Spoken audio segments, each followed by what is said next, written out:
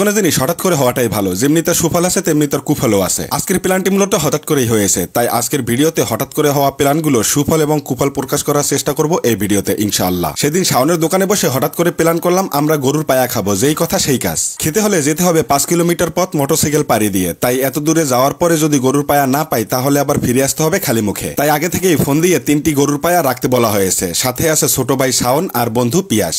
Already কথা বলতে বলতে চলে আসলাম কাঙ্ক্ষিত দোকানে। মোটরসাইকেল থেকে নেমে ঢুকে পড়লাম দোকানের ভিতরে। মিহাদুল হালিম, যেটা কিনা অবস্থিত হোসনাবাদ সাহেবের চর বাজার, গৌরনদী, বরিশালে। এত কিছু পরিচয় করিয়ে দেওয়ার কারণ তো অবশ্যই আছে, জানতে পারবেন, অপেক্ষা করুন। দোকানদার কাকাকে বললাম, কাকা আমাদের কি খাওয়াবেন একটু দেখান। ছেলে ভালো, তাই দেখাতে শুরু করলো। আর জিনিসখানা চামচের উপরে উঠাতেই আমার কলিজার উপরে ধাপ করে একটি বাড়ি মারলো। দেখেই জিভের জল জানো আর জিভে থাকছে না। অলরেডি পিয়াসের ঘুম ভাঙলো। আমাদের জন্য কাকা 3 প্লেটে 3টি বাড়তে শুরু করলো। কাকাকে বললাম তাড়াতাড়ি দেন, আমাদের ধৈর্য শক্তি কমে যাচ্ছে। সত্যি কথা বলতে জিনিসটা দেখতেই অসাধারণ, খাওয়ার পরে বলতে পারবো জিনিসটা কেমন। ধৈর্য তো আমাদের সাথে আপনাদেরও ধরতে হবে। অবশেষে সালাদ দিয়ে নিয়ে আসলো টেবিলে। সত্যি কথা বলতে আমি আবার খাবার প্লেট সামনে নিয়ে বসে থাকতে পারি না। এইদিকে ছোট ভাই শাওন নিয়ে আসলো 15 পিস পুরি। সিলেটি মানুষ আবার অন্য কিছু ভাইবেন না, এটা খাবার পুরি। আমি অলরেডি শুরু করে দিয়েছি। এইদিকে এখনো নাকি ফটোশুট বাকি আছে। ফটোশুট করার জন্য একটু সময় দিয়ে আবার শুরু করলাম 3 জনে একসাথে। পিয়াসের অবস্থা দেখেন, ও মনে হয় পুরোটাই মুখে দেবে। যাই হোক, খেতে কিন্তু দারুণ ছিল। অনেকেই জিজ্ঞেস করবেন এই পায়ার দাম কত, আগেই বলে দেই। প্রত্যেক পিস পায়ার দাম 300 টাকা। আমাদের কাছ থেকে রাখা হয়েছে 250 টাকা করে, কারণ আমরা ফোন দিয়ে যাওয়া পার্টি। আর এর স্বাদের ব্যাপারে যদি বলতে হয় তাহলে বলবো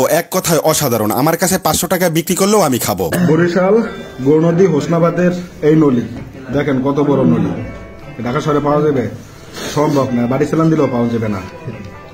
ঢাকায় পেতে পারেন, কিন্তু এই স্বাদ পাবেন কিনা আমার জানা নেই। সবাই মিলে সেটে পুটে খেতে শুরু করলাম। অলরেডি খাওয়া দাওয়া শেষ করলাম। একটা নলি খেলেই আপনার পেট ভরে যাবে, কথা দিলাম। এত স্বাদের জিনিস হাতটা সেটে পুটে না খেলে কি হয়, মনে হয় পুরো স্বাদটাই আমার হাতে লেগে আছে। হাত ধুয়ে কাকার কাছ থেকে বিদায় নিয়ে রওনা দিলাম বাসার উদ্দেশ্যে। যাওয়ার পথে যে এমন কাহিনী হতে পারে এটা আমার আগে জানা ছিল না। হোসনাবাদ বাজার থেকে আমরা যখন গোচ্ছেগ্রামে এসে পৌঁছাই, হঠাৎই গাড়ির তেল শেষ হয়ে যায়। আমরা 3 জন এটার জন্য মোটেও প্রস্তুত ছিলাম না। প্রথমত বাইকটা ঠেলে সাইড করলাম। এরকম বিপদে পড়লে আপনারা কি করবেন শিখে রাখুন। প্রথমে গাড়ির ট্যাঙ্কিটা খুলবেন, তারপরে জোরে শ্বাস নিয়ে ট্যাঙ্কির ভিতরে ফু দিবেন। একবার নয় 2-3 বার ফু দিবেন। তারপরে ট্যাঙ্কি আটকিয়ে গাড়িতে উঠে গাড়ি স্টার্ট দিয়ে যেতে পারবেন 1 থেকে 1.5 কিলোমিটার পথ।